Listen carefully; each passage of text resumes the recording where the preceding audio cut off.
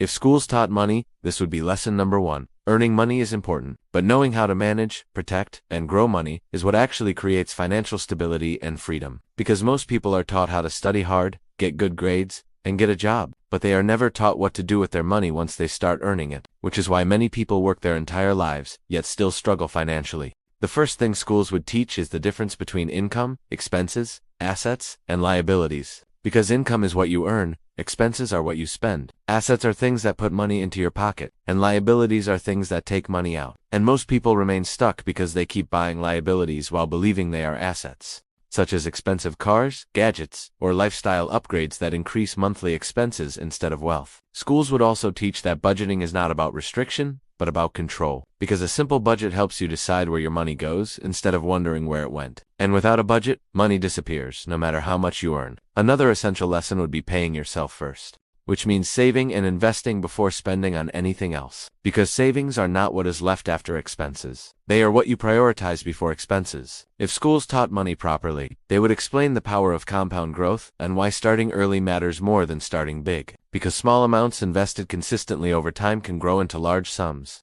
while waiting for the perfect time often results in missed opportunities. Students would also learn the difference between good debt and bad debt, because not all debt is harmful. But high-interest debt like credit cards and unnecessary loans silently destroys financial progress. And schools would explain how interest works against you when you borrow and works for you when you invest. Financial education would also include building an emergency fund, because life is unpredictable, and one unexpected expense can completely disrupt financial stability if there is no safety net, while having emergency savings reduces stress and prevents falling into debt. Another critical lesson would be understanding that money is strongly connected to behavior and emotions, because people often make poor financial decisions not due to lack of intelligence, but because of impulse buying, fear, social pressure, and comparison. And schools would teach how lifestyle inflation works and why earning more money does not automatically make someone wealthy. Students would learn that wealth is not about how much you earn, but about how much you keep and grow. And they would be introduced to the idea of multiple income streams and why relying on a single source of income is risky in an uncertain economy. Schools would also introduce basic investing concepts such as stocks, index funds,